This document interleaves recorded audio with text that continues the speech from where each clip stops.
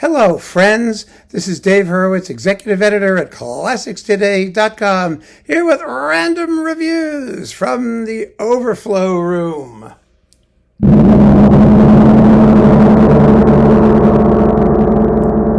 Oh, I love that sound. I mean, really, what's cooler than a really good, big tam-tam, you know? You don't even have to really whack it. You just give it a tap, and the sound just spreads out. It's just marvelous. Okay, so we're working backwards through the alphabet, and we're in the letter K. We just finished the conductor Kirill Kondrashin, and now we're going to talk. Actually, this is a quickie because it's one composer and one conductor. In this particular group, we've got Joonas Kokkonen, and one composer and violinist, and Leonid Kogan. The Overflow people, because there are boxes devoted to him, at least Kogan. Kokkonen isn't as well known as he should be. He's a modern Finnish composer who was really considered, for a period anyway, to be, the great Finnish composer after Sibelius. He didn't write very much music. He wrote 4 symphonies, a series of other orchestral works, and an absolutely magnificent opera called The Last Temptations, which is really, really beautiful. I mean, it's about a sort of rugged, miserable Lutheran minister and his family. I mean, it doesn't seem promising, but it's actually really powerful and impressive. Anyway, let's see what we have here by Kokkonen. He lived from 1921 to 1996.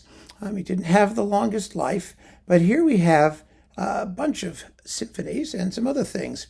We have Durch einen Spiegel, through a mirror. Metamorphosis for 12 strings and harpsichord.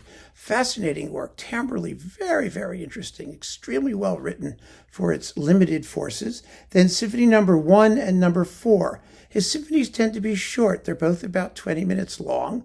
Number 1 and 2 are quasi-serial atonal works, but still very listenable. They're bleak. They have that, what you call that Finnish, winter, flat terrain, pine foresty feel to them, even though the style is quite different. But they're powerful pieces. The 4th is very, very listenable. It's in 3 movements. It's got a great tune in the central movement. Da, da, da, da, da, da, da, da. You can sing it. Oh, it's just wonderful. These performances, blah, blah, blah, on Ondine, feature the Finnish Radio Symphony Orchestra under Paavo Berglund. I prefer number 4 done by what's his name in Lahti. Yes, you know the guy, Osmo Venska. That's better recorded. They're on BIS. It's really exciting. They did all 4 symphonies, but you could do worse. They're good performances, solid performances. They just, I think, need a little bit more color. This particular disc contains his cello concerto from 1969, which is a wonderful work. It's in 5 linked movements, the 4th of which is a long cadenza, and it's really, really a good, solidly written piece for the instrument. I wish it were played more.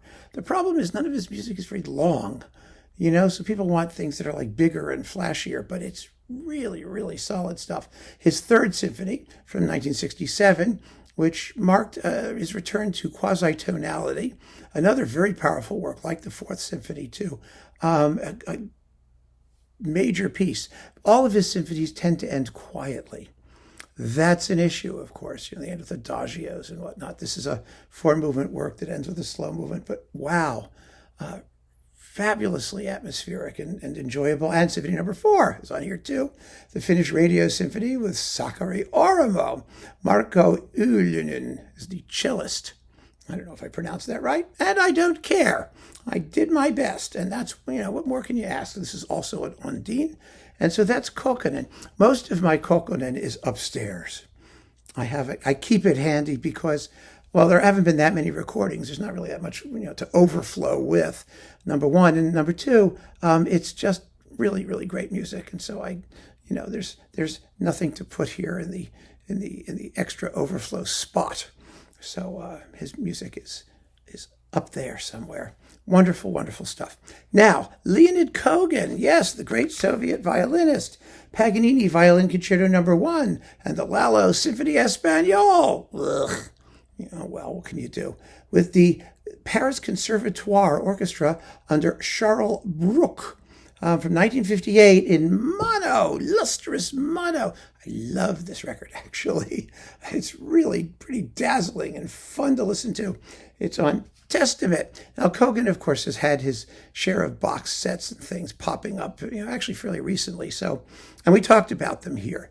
So these are extras, but I'm not getting rid of it. And then there's this wonderful EMI twofer, where you get like the basic stuff.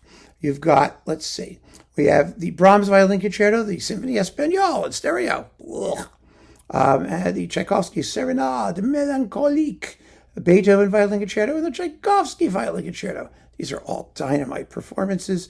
I mean, and the accompanists. The accompanists. The Philharmonia under Kirill Kondrashin and the Paris Conservatory Orchestra under Konstantin Silvestri.